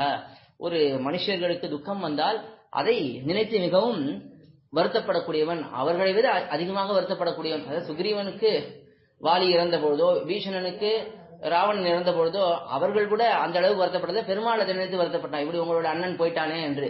அப்படி அவர்களுக்காக வருத்தப்படக்கூடியவன் எம்பெருமான். அப்படி இருக்கக்கூடிய எம்பெருமான் அவன் எப்படி வருத்தப்படுகிறானோ, இந்த ஜீவாத்மா விஷயத்துல ஏதாவது ஒரு குறை இருந்தால், ஒரு துன்பம் இருந்தால் அவன் எப்படி வருத்தப்படுகிறானோ, அதே போல ஈஸ்வரனுடைய இழவுக்கு துக்கிதன் ஆகாத போது அந்த பெருமாளுடைய திருமேனிலே ஏதாவது ஒரு குறை ஏற்பட்டு விட்டது என்றால் அதுக்கு நாம மிகவும் வருத்தப்பட வேண்டும். அதை நினைச்சு நம்ம ஏளனமாக பார்க்காமல், அதை நாம் குறைவாக நினைக்காமல், இப்படி ஒரு குறை ஏற்படும்படி நாம் பார்த்து கொண்டிருக்கிறோமே என்று நாம் வருத்தப்பட வேண்டும். அப்படி துக்கிதன் ஆகாத போது நாம் அந்த துக்கத்தை ஏறிட்டு அதை கொள்ளாத போது நாராயண பதத்தோடு உறவு போட்கண் என்று அனுசந்தித்து, அப்ப இவனுக்கு இந்த நாராயண பதத்திலே அர்த்தம் புரிந்து கொள்ளவில்லை. நாராயணன் என்ற அந்த பதத்துக்கு, அந்த சொல்லுக்கு இவனுக்கு அர்த்தம் தெரியவில்லை என்று அனுசந்தித்து, அதை நாம் நினைத்து பார்க்கலாம். ஐயோ, நாம இந்த நாராயண சப்தத்துக்கு நாம் அர்த்தம் புரிந்து கொள்ளவில்லையே என்று வருந்தி, பரவியூக விவாதிகள் எங்கும் உள்ள குறைகள் தீர்ந்த இடமன்றோ. பரத்துவத்திலே இருக்கக்கூடிய குறைகள், வியூகத்திலே இருக்கக்கூடிய குறைகள், விபவத்திலே இருக்கக்கூடிய குறைகள், அந்தரியாமிலே இருக்கக்கூடிய குறைகள், இதெல்லாம் தீர்ந்த இடம் தானே அர்ச்சாவதாரம். என்ன குறைகள் இருந்தது அதான் பார்த்தோம். அது ரொம்ப தூரத்துல இருக்கு, இது வேற காலத்துல இருக்கு, இது யாராலையும் பார்க்க முடியாது, யோகிகள் தான் பார்க்க முடியும் என்றெல்லாம் பல குறைகள் இருக்கு. அந்த குறைகள் எல்லாம் போன அந்த தீர்ந்த இடம் இந்த அர்ச்சாவதாரம் தானே. அர்ச்சாவதாரத்துல தானே இந்த குறைகள் எல்லாம் போனது என்று நினைத்து, ஒன்றால் ஒரு குறைவற்ற இடம் என்றோ, எந்த விதத்திலும் குறையில்லாத திருமேனி தானே இந்த அர்ச்சா திருமேனி. அர்ச்சா திருமேனி என்பது எந்த குறையும் இல்லாத திருமேனி. அனுபாவியம் எல்லாம் நாரசப்தாந்தர் கதமன்றோ. அனுபாவியம்னா நாம் அனுபவிக்க வேண்டிய எல்லா விஷயமுமே இந்த நாரசப்தத்தாலே சொல்லப்படுகின்றனவே. நாரசப்தம்னா, நாரசப்தம் என்பதற்கு முமுட்சுப்படியில விளக்கமா அர்த்தம் காட்டியிருக்கார். நம்ம அதை அனுபவித்திருக்கிறோம் முன்பு. நாரசப்தத்துக்குள்ள எல்லாம் அழியாத பொருள்கள் எல்லாம் அடக்கம். அந்த அழியாத பொருள்கள் என்ன? நித்திய விபூதி, லீலா விபூதி, எம்பெருமானுடைய திருக்கல்யாண குணங்கள், பிராட்டிமார்கள், நித்தியர்கள், முக்தர்கள், இதெல்லாமே அந்த நாரசப்தத்துக்குள்ளே அடக்கம். அதுல முக்கியமா இந்த இடத்துல குணங்கள் எடுத்துக்கணும். எம்பெருமானுடைய குணங்கள் எல்லாம் எங்கே மிக பிரகாசமாக தெரிகின்றன? அர்ச்சாவதாரத்துல தெரியுது. சௌலபியம் என்ன, அவனுடைய சௌசீல்யம் என்ன, அவனுடைய வாத்சல்யம் என்ன, அவனுடைய சுவாமித்துவம் என்ன, இதெல்லாம் நமக்கு அர்ச்சாவதாரத்துல தெரியுது. அப்படி அதுதான் முமுட்சுப்படியில நம்பெருமாள், இவையெல்லாம் நமக்கு நம்பெருமாள் பக்கலிலே காணலாம். வைத்த முடி, கவித்த முடியும், முகமும் உருவலும் ஆசல பத்மத்திலே அழுத்தின திருவடிகளுமாய் இருக்கக்கூடிய இந்த நிலை நம்பெருமாளிடத்துல இருக்கு என்று பிள்ளைலோகாச்சாரியர் இங்கே முமுட்சுப்படியிலே அருளி செய்திருக்கிறார். அப்படி நாம் அதை இங்கே நினைத்து பார்க்க வேண்டும். அப்படி எந்த குறையும் இல்லாமல் நாம் என்னென்ன குணங்கள் எம்பெருமானிடத்தில் அனுபவிக்க வேண்டுமோ அதெல்லாம் அந்த அர்ச்சாவதாரத்தில் இருக்கிறது என்று அந்த நிலையை நினைத்து பார்த்து, இந்த அர்ச்சாவதாரத்தில் இருக்கக்கூடிய குறைகளை நாம் மறக்க வேண்டும், அந்த குறைகளை நாம் பார்க்கக்கூடாது என்று இந்த இடத்துல எடுத்து காட்டுகிறார். அது நாராயண சப்தத்திலிருந்து நமக்கு தெரிய வேண்டியது. அடுத்தது ஸ்வரூபத்தோடு சேராத இதர பரிமாற்றங்கள். அடுத்து கடைசியா நம்ம மற்றவர்களுக்கு தொண்டு செய்வதை, மற்றவர்களிடத்தே நாம் ஒரு விஷயத்தை அனுபவிப்பதை அதை எடுத்து காட்டுகிறார். ஸ்வரூபத்தோடு சேராத இதர பரிமாற்றங்கள் மேலிட்டால் இந்த ஜீவாத்மாவுக்கு எந்த பரிமாற்றங்கள் ஒக்கும்? பகவானிடத்திலே அடிமை கொண்டிருப்பது, அவனுக்கு தொண்டு செய்வது, அடியார்களிடத்திலே அன்பு கொண்டிருப்பது, அவர்களுக்கு தொண்டு செய்வது, இதுதான் இவனுக்கு இருக்கக்கூடிய பரிமாற்றங்கள். வேறு பரிமாற்றங்களே இவனுக்கு இருக்க வாய்ப்பில்லை. இதை தவிர வேறு பரிமாற்றங்கள் மேலிட்டால்னா அது நம்ம இடத்துல வந்தால் நமக்கு அந்த ஒரு நிலை ஏற்பட்டது, நாம் மற்றவர்களோட பழக வேண்டும், மற்றவர்களுக்கு தொண்டு செய்ய வேண்டும் அப்படிங்கிற நிலை வந்தது என்றால், அப்பொழுது ஸ்வரூபானுரூபமான விருத்தி கைங்கரியம் என்றோ. நம்முடைய சொரூபத்துக்கு சேர்ந்த செயல் எது? விருத்தினா செயல். அது எது என்றால் கைங்கரியம். கைங்கரியம் தானே, பகவானுக்கும் பாகவதர்களும் கைங்கரியம் பண்ணுவதுதான் நமக்கு சொரூபத்துக்கு சேர்ந்த செயல் என்று சதுர்த்தியில் அர்த்தத்தை அனுசந்தித்து மீடுவான். நாராயண ஆயன் இருக்கு. ஆயன்றது சதுர்த்தி விபக்தி, 4ஆம் வேற்றுமை உருபு. அதுதான் நாராயணனுக்கு என்று வருது தமிழ்ல. அது மந்திரத்துல நாராயண ஆயன் இருக்கு. அந்த நாராயணாயன நாராயணனுக்குன்னு இருக்கு. அந்த நாராயணனுக்குத்தானே நாம கைங்கரியம் பண்ண வேண்டும், மற்றவர்களுக்கு நாம் எப்படி பண்ண முடியும் என்பதை எப்படி நாம் தெரிந்து கொள்ளலாம்? இந்த ஆய என்கிறதை யோசித்து பார்த்தால், அதை சிந்தித்து பார்த்தால், அந்த சதுர்த்தியிலுடைய அர்த்தத்தை நாம் புரிந்து கொண்டால், மற்றவர்களுக்கு நாம் தொண்டு செய்வது, மற்றவர்களுக்கு கலந்து பழகுவது, அந்த பரிமாற்றங்களை எல்லாம் இவன் தவிர்த்து கொள்ளலாம் என்று இங்கே காட்டுகிறார்.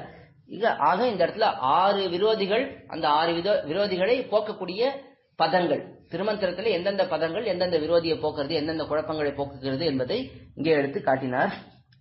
அதுக்கு மேல இப்ப கடைசியா காட்டுறார், இப்படி பரிகரித்துக் கொள்ளாத போது, இப்படி இவன் இந்த குறையை போக்கிக் கொள்ளவில்லை என்றால், அதாவது தவறான எண்ணங்கள் ஏற்படுறது, அந்த தவறான எண்ணங்கள், இந்த குழப்பங்கள், இதை இவன் போக்கிக் கொள்ளவில்லை என்றால், பிறருக்கு உபதேசிக்கிறதும் இது தனக்கு பிறந்த ஞானத்துக்கும் என்ன பிரயோஜனம் உண்டு என்று அனுசந்திப்பான். மற்றவர்களுக்கு நாம் உபதேசம் பண்றோம், அதாவது யாராக இருந்தாலுமே மற்றவர்கள் ஏதாவது ஒரு பிரச்சனையை நம்ம இடத்துல வந்து சொன்னார்கள் என்றால், அதுக்கு இதுதான் வழி, இதுதான் அதுக்கு, நீ பெருமாளையே எல்லாம் நினைச்சுன்று அடியார்களுக்கு தொண்டு செய்யணும்னு நினைச்சுன்று, நாம ஆத்மா வேற, ஜீவாத்மா வேற, உடம்பு வேற, இதெல்லாம் நல்லா தெரிஞ்சுக்கோ என்றெல்லாம் நாம் மற்றவர்கள்லாம் உபதேசிக்கிறோம் இல்லையா? யாரா இருந்தாலும் ஏதாவது ஒரு உபதேசம் யாருக்காவது பண்ணுவோம், நாம பண்ணாம இருக்கவே மாட்டோம். அப்படி அந்த உபதேசிக்கிறதுக்கும் இது தனக்கு பிறந்த ஞானத்துக்கும் என்ன பிரயோஜனம் உண்டு? நமக்கு ஞானம் ஏதோ பிறந்திருக்கு. இப்ப திருமந்திர ஞானம் நமக்கு தெரியாம இல்ல, எல்லாருக்குமே திருமந்திர ஞானம் தெரியுது. பிரணவம் இது, நமசு இது, நாராயணாயன் என்றால் இது அர்த்தம். அந்த பிரணவத்திலே அகாரம் இருக்கு, உக்காரம் இருக்கு, மகாரம் இருக்கு. இந்த அர்த்தங்கள் எல்லாம் நமக்கு ஓரளவுக்கு தெரிஞ்சிருக்கு. இப்ப காலக்ஷேபம் எல்லாம் கேட்டிருந்தோம் என்றாலே இந்த அர்த்தங்கள் எல்லாம் நமக்கு ஓரளவுக்கு தெரிஞ்சிருக்கும். இப்படி நமக்கு இந்த ஞானம் பிறந்திருக்கே, இதுக்கு என்ன பிரயோஜனம், மற்றவர்களுக்கு நாம் உபதேசிக்கிறோமே அதுக்கு என்ன பிரயோஜனம் என்று நாமே நினைத்துக் கொள்ள வேண்டும். அதாவது இப்படி பரிகரித்துக் கொள்ளாத போது இந்தந்த குழப்பங்கள் வரும்பொழுது இந்தந்த சப்தங்களை பார்த்து நாமே இந்த குழப்பங்களை நிவர்த்தி செய்து கொள்ள வேண்டும். இப்ப இருக்கக்கூடிய நிலையிலே நாம கொஞ்சம் காலக்ஷேபங்கள்லாம் கேட்டிருக்கோம், இந்த அர்த்தங்கள்லாம் கொஞ்சம் புரிந்து கொண்டிருக்கிறோம் என்றால் நமக்கு இந்த குழப்பம் வரும்போது சட்டுனே இது வந்துடணும். யாரோ ஒரு நம்ம வெளியிலே எங்கேயோ ஒரு லௌகிகமான ஒரு இடத்துக்கு கூப்பிடுறாங்க நம்மள, நம்ம இங்க போலாம், நம்ம இதை போய் அனுபவிச்சுட்டு வரலாம் என்று கூப்பிட்டார்கள் என்றால் அப்போ சட்டுன்னு நமக்கு தோணணும், பெருமாளுக்கு தான் நம்ம கைங்கரியம் பண்ணணும், பெருமாள் விஷயத்துல தான் ஈடுபட்டு இருக்கணும். அப்ப சட்டுன்னு தோணணும். தோன்றின உடனே நாம என்ன சொன்னோம் உள்ளத்துல, இல்ல நமக்கும் அதுக்கும் ரொம்ப தூரம், அது நமக்கு சேராதது, நம்முடைய சொரூபத்துக்கு சேராதது, நீங்க போயிட்டு வாங்க அப்படின்னு அவர்கிட்ட சொல்லலாம். முடிஞ்சா அவர்கிட்ட சொல்லலாம், நீங்களும் இதுக்கு வாங்கன்னு நம்ம அவரை கூப்பிடலாம். அப்படித்தான் நம்ம சொல்லணுமே தவிர சரி வா போலாம் அப்படின்னு நாம போயிட்டோம்னா அப்ப அந்த ஞானம் நம்ம தெரிஞ்சுன்னு கூட அது பிரயோஜனம் இல்லை, அதை மற்றவர்களுக்கு உபதேசித்தும் கூட அது நமக்கு பிரயோஜனம் இல்லை என்று இந்த இடத்துல எடுத்து காட்டுகிறார். அதுக்கு மேல இன்னும் இதை விளக்குகிறார். இந்த வார்த்தையில இதுவரைக்கும் விளக்கினதை சுருக்கமாக இங்கே எடுத்து தொகுத்து கொடுக்கிறார்.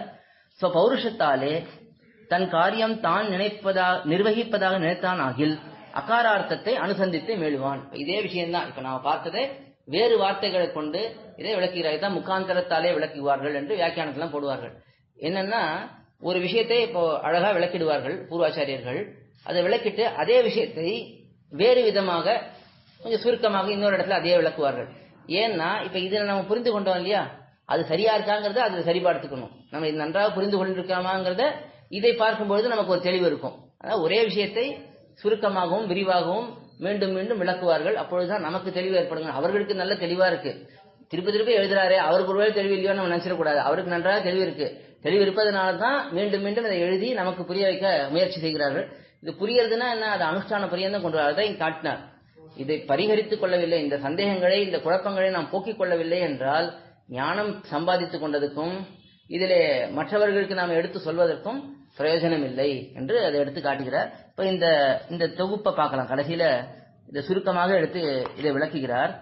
பௌருஷத்தாலே தன் காரியம் தான் நிர்வகிப்பதாக நினைத்தான் ஆகில், தன்னுடைய பௌருஷத்தால் என்ன, பௌருஷம்னா அகங்காரம்னு வச்சுக்கலாம், தன்னுடைய சுவாதந்திரியம் தன்னுடைய அகங்காரம், இதனாலே தன் காரியம் தான் நிர்வகிப்பதாக நினைத்தான் ஆகில், தன்னுடைய காரியத்தை தானே நிர்வகித்துக் கொள்ளலாம். நான் என்னுடைய காரியத்தை நான் பாத்துக்கிறேன், யாராவது நான் நான் பாத்துக்கிறேன் என்னோடத, நீங்க உங்க காரியத்தை நீங்க பாத்துக்கவும் சொல்றோம் இல்லையா, அப்படி நினைத்தான் ஆகில் அகாரார்த்தத்தை அனுசந்தித்து மேலுவான். நாம் பகவானுக்கு தான் அடிமை, அகாரத்துடைய அர்த்தம் அதுதான்.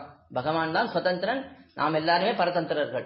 அதனால நம்முடைய காரியத்தை நாம் பாத்துக்கிறதுங்கிறதே கிடையாது. நம்முடைய ரட்சணம் அவனுடைய பொறுப்பு தான். நம்முடைய ரட்சணத்துக்காக நாம் எந்த செயலும் செய்ய முடியாது. அப்ப நாம் செய்யறோமே காரியம்னா அதெல்லாம் ஸ்வரூபத்தை நாம் தக்க வைத்துக் கொள்வதற்காக, அது ரட்சணத்துக்காக இல்ல.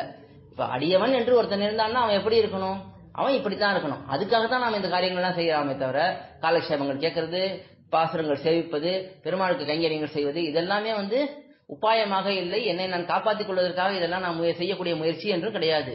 ஒரு அடியவன் என்றால் இப்படித்தான் இருக்க வேண்டும், அது அவனுடைய தன்மை. அந்த தன்மையை நாம நிறைவேற்றுகிறோமே தவிர நாம் அதுக்கு மேல வேற எதையுமே நினைக்க முடியாது.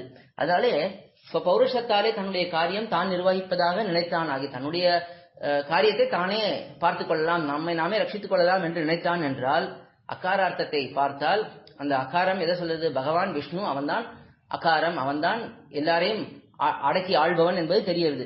அப்படி தெரிவதனாலே அதை அனுசந்தித்து அவன் தன்னுடைய காரியத்திலிருந்து தான் பின்வாங்குவான் என்று முதல் அர்த்தம். அந்நியரை ரட்சகராக நினைத்தான் ஆகில் உக்காரார்த்தத்தை அனுசந்தித்து மீழுவான். அந்நியர்னா இங்க யாரு, இதர தேவதைகள் இல்ல வேற யாரோ, நம்ம சொந்தக்காரர்கள், அப்பா அம்மா எல்லாரும் நம்மையும் உட்பட, அதுல நம்மையும் சேர்த்துக்கணும். நம்மை நாமே ரட்சிக்கிறோம் என்ற எண்ணமும் அதுல இருக்கக்கூடாது, மற்றவர்கள் நம்மை ரட்சிக்கிறார்கள் என்ற எண்ணமும் இருக்கக்கூடாது. அப்படி ஒரு எண்ணம் வந்தது என்றால் அந்நியரை ரட்சகராக நினைத்தான் ஆகில், மற்றவர்களை இதர தேவதைகளையோ இதர மனுஷியர்களையோ இல்ல தனத்தையோ இல்ல தன்னைத்தானையோ ரட்சகனாக நினைத்துக் கொண்டால் அப்பொழுது உக்காரார்த்தத்தை அனுசந்தித்து மீழ்வான். உக்காரார்த்தம் என்ன சொல்றது, உக்காரம் என்பது அவனுக்கே அடிமைங்கிறது சொல்லக்கூடியது. அதனாலே அந்த ஏவகாரம் அவனுக்கு என்று இருக்கிறோம் இல்லையா, அந்த நிலையை நினைத்து அதிலிருந்து அவன் பின்வாங்கி விடுவான், கை வாங்கி விடுவான். அடுத்தது சாதனத்தில் தனக்கு அன்வயம் உண்டு என்றும் ஸ்ரீ வைஷ்ணவ சமபுத்தியும் பணினான் ஆகில் நமசப்தார்த்தத்தை அனுசந்தித்து மேழுவான். இது சாதனம் தனக்கு மற்ற சாதனங்களிலே, இப்ப கர்மயோகம், ஞான யோகம், பக்தி யோகம், இதிலெல்லாம் நமக்கு அன்வயம் இருக்கு, நாம் இதையெல்லாம் செய்து பகவானை அடைந்து விடலாம் என்று ஒருவன் நினைக்கிறான் என்றாலோ, அப்படி நினைத்தாலோ, இல்லை ஸ்ரீ வைஷ்ணவ சமபுத்தியும், மற்ற ஸ்ரீ வைஷ்ணவர்களை பார்த்து இவர்களெல்லாம் நமக்கு சமந்தானே, நமக்கும் உடம்பு இருக்கு, அவர்களுக்கும் உடம்பு இருக்கு, நாமும் குளிக்கிறோம், அவரும் குளிக்கிறார், நாமும் திருமணம் எடுக்கிறோம், அவரும் திருமணம் எடுக்கிறார், நாமும் வேஷ்டி கட்டிக்கிறோம், அவரும் வேஷ்டி கட்டிக்கிறார், நாம ரெண்டு பேரும் சமம் தானே என்று அவர்களை பார்த்து சமத்துவ புத்தியே இருக்கக்கூடாது. எல்லா ஸ்ரீ வைஷ்ணவர்களை பார்த்தா நம்மளோட உயர்ந்தவர்கள் என்ற எண்ணம் தான் இருக்கணும் நமக்கு. அப்படி நாம் அந்த ஸ்ரீ வைஷ்ணவ சமபுத்தியும் பணினானாகில், அதையும் செய்தான் என்றால் நமசப்தார்த்தத்தை அனுசந்தித்து மேழுவான். நமகங்கிற பதத்தில் இருக்கக்கூடிய அர்த்தத்தை நினைத்து அவன் அதிலிருந்து பின்வாங்குவான். ஏன் நமகங்கிறது என்ன இருக்கு என்றால், முதல் அர்த்தம் என்ன, மக என்றால் எனக்கு நான் இல்லை, அந்த பகவானுக்கு தான் நினைக்கிறேன் என்ற அர்த்தம். அது நமகங்கிறத பிரிச்சு நம்ம பார்த்தோம் என்றால் அப்படி வருது. இப்ப அதுல பகவானுக்கு நாம் என்றால் அது பகவானுக்கு மட்டும் இல்ல, அவனுடைய அடியவர்களும் சேர்த்துதான். பகவானுக்கு அடிமைங்கிறது முதல் நிலை, அவனுடைய அடியவர்களுக்கு அடிமை என்பது உயர்ந்த நிலை. இதுதான் நமகங்கிறதுக்கு அர்த்தம்.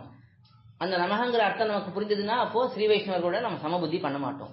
இந்த ஸ்ரீ வைஷ்ணவரை பார்த்தாலும் அவர் உயர்ந்தவர் என்றுதான் நாம் நினைப்போம். ஏன்னா எல்லாரும் நம்ம தொண்டு செய்ய வேண்டியவர்கள் என்று இருக்கும் பொழுது அவர் நம்மோட உயர்ந்தவர் என்று நினைத்தால் நம்ம தொண்டு செய்ய வேண்டிய எண்ணமே வரும். அதனாலே அது சொல்றது. இன்னொன்னு நமகா என்பது உபாயத்தை சொல்லக்கூடியது. நான் நமஸ்கரிக்கிறேன், நான் சரணாகதி பண்றேன் என்பதே ஒரு உபாயம்.